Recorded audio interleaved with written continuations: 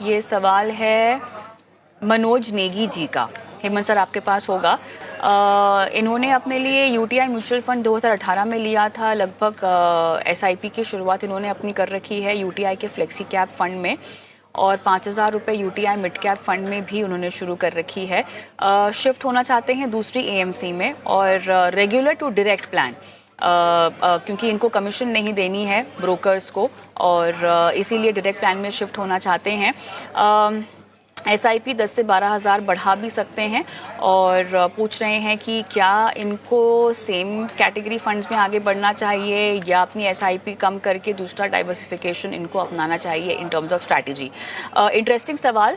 और जहाँ तक रेगुलर से डायरेक्ट प्लान में शिफ्ट होने की बात है हेमंत सर, ये भी लोगों के जहन में बहुत ज़्यादा आजकल आता है। तो सवाल यही होता है कि जब शिफ्ट हो रहे होते हैं तो क्या सेम फोलियो में शिफ्ट हुआ जा सकता है, और अगर एक एएमसी से दूसरे एएमसी में जा रहे हैं तब किस तरह से पूरी फॉर्मेलिटीज होंगी। जरा ये सब बातें भी बताइएगा अपने जवाब में। इसी मुद्दे के ऊपर बात करते हैं। तो चाहे वो जैसे आपने कहा कि with in the same AMC के अंदर जाएं या फिर किसी दूसरे एएमसी में जाएं, तो जब टेक्निकली अगर आप देखें तो किसी एक फंड से निकल के आप जब दूसरी एएमसी में जाते हैं तो वो आपने रिडम्पशन करके आप उसको फिर से री इन्वेस्ट करते हैं पैसा, और जब आप स्विच करते हैं तो आप एक फंड से निकल के दूसरे फंड के अंदर जाते हैं with in the same mutual fund. But I think in terms of process बिल्कुल वही है, सिर्फ फर्क ये है कि पैसे की मूवमेंट आपके बैंक के अकाउंट के थ्रू दूसरे एएमसी में नहीं जाती है। यहाँ पे वही वो भी रिडम्पशन है एक तरीके से टेक्निकली।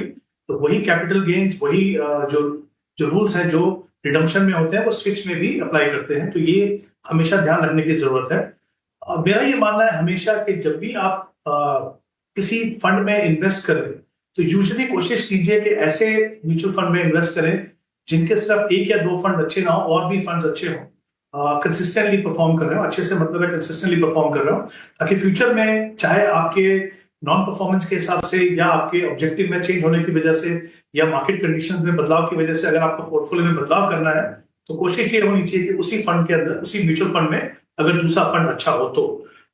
यहाँ पे अगर मैं कहूँ यूटीआई फ्लेक्सी कैप और यूटीआई मिड कैप, देखिए काफी समय से मुझे लगता है इन फंड्स के अंदर अंडर परफॉर्मेंस थी। हालांकि मैं कहूंगा पिछले कुछ महीने से मैं देख रहा हूँ कि डेफिनेटली कुछ इंप्रूवमेंट है। बट पॉइंट ये है कि आपके पूरे पोर्टफोलियो में ये दो फंड है और उसी सेगमेंट में, दोनों सेगमेंट अच्छे हैं, फ्लेक्सी कैप मिड कैप। किसी भी लॉन्ग टर्म इन्वेस्टर्स के लिए ये दोनों दोनों कैटेगरी ऑफ फंड होने चाहिए।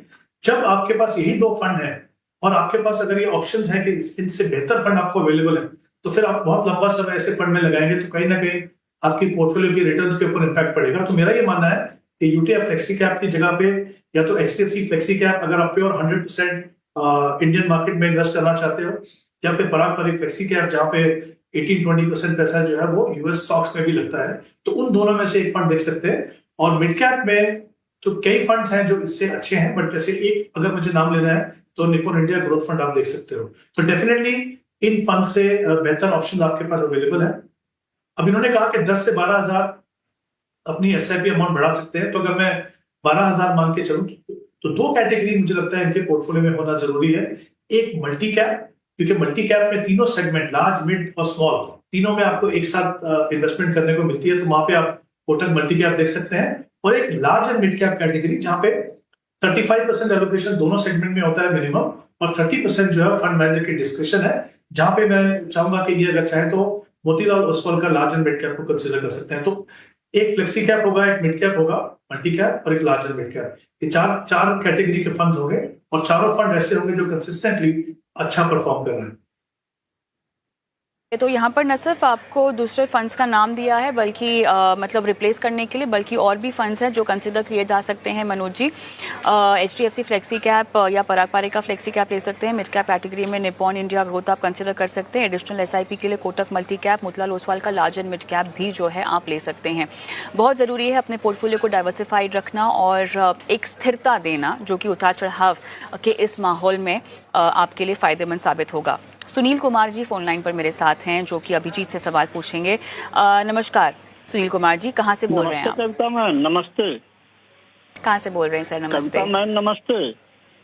जी सर नमस्ते, आपकी मुझे आवाज आ रही है। कहाँ से बोल रहे हैं आप? मैं औरंगाबाद बिहार से बोल रहा हूँ मैडम। अच्छा अच्छा, धन्यवाद सर, आपने अपना सवाल मुझे भेजा। और सुनील जी, आपके जो फंड्स हैं उनकी डिटेल्स के मुताबिक पराग पारिक का फ्लेक्सी कैप है मेरे आपके पास, क्वांट का एक्टिव है, निपॉन इंडिया का ग्रोथ है, एक्सिस का स्मॉल कैप है, एसबीआई का कॉन्ट्रा है, कैनरा बैंक का ब्लू चिप है। क्या फंड्स के नाम जी, सही जी। हैं सर जो आपने भेजे हैं? जी बिल्कुल बिल्कुल बिल्कुल मैडम।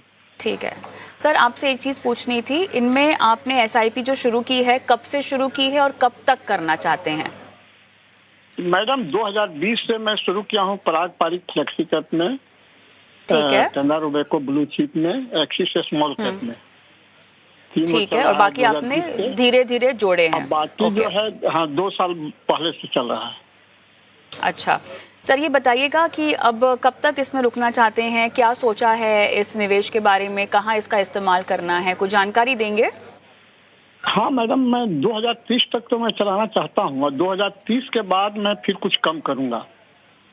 2030 तक का समय 2000 देना चाहते हैं फिर? ओके ओके, जी ठीक है चलाऊंगा तो ठीक है 2035 तक, ठीक है लेकिन ठीक है 2030 के बाद कुछ लार्ज कैप और फ्लेक्सी कैप में रखूंगा केवल।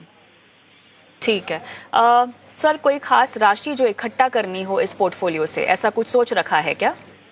रिटायरमेंट पर्पज से है मैडम, ऐसे रिटायर करेंगे भी तो हमको 50-60 लाख रुपया मिलेगा और ओके। 25-30 लाख रुपया बैंक एफडी भी रखे हुए हैं। ओके, ETF में भी 2000 रुपया चलाते हैं। ठीक है उधर सर। से मैं- रिटायरमेंट के बाद इस पोर्टफोलियो में से हर महीने की कमाई के लिए, इनकम के लिए कितना तक आप आश्रित रहेंगे? मैडम देखिए, अभी मेरा 25,000 रुपया मंथली में खर्च हो जाता है। जी 20 से 25,000 रुपया मंथली मेरा खर्च हो जाता है। जी तो उस हिसाब से मैं सोचा हूँ कि जो मेरा मिलेगा रिटायरमेंट, उसमें से 30 लाख में सीनियर सिटीजन में लगा दूंगा। ठीक है 30 लाख लगा दूंगा तो 20,000 रुपया मंथली उधर से मिलेगा।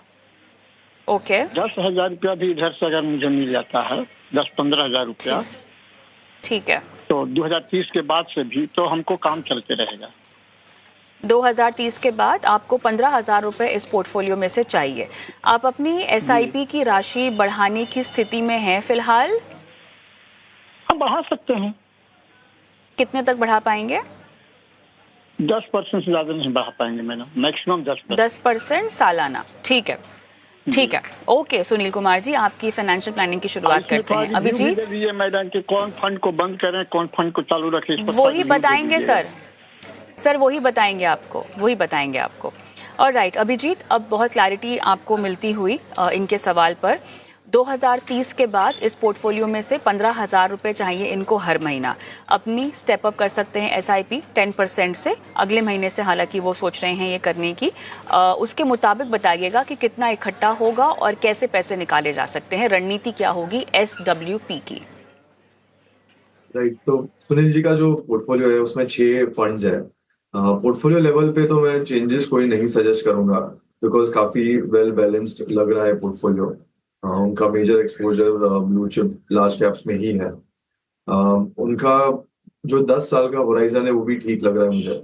और जो 10% स्टेप अप के हिसाब से अगर हम कैलकुलेट करें तो उनका corpus after 10 years at least 45 to 50 lakh जितना वो कॉर्पस इसके थ्रू राशि जमा कर सकते हैं। और SWP जो प्लान है उसमें जो उनका टारगेट है 15,000 का, वो भी इजीली अचीवेबल है।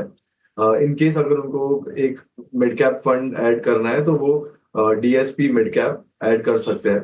बट अदरवाइज उनका जो पोर्टफोलियो मिक्स है वो मुझे ठीक लग रहा है। और कोई भी क्वेश्चन है तो आप मुझे पूछ सकते हो।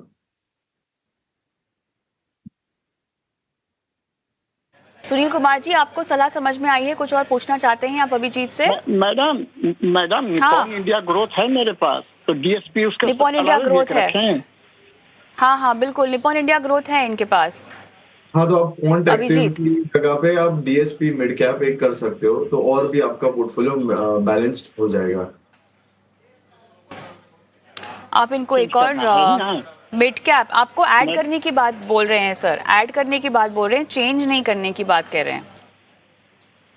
नहीं लगा कि कहे सर कि क्वांट एक्टिव को बंद करके DSP मिड कैप पे शुरू कर दीजिए, ऐसी बात बंद नहीं है। ये आप मल्टी कैप को बंद करवा रहे हैं अभिजीत?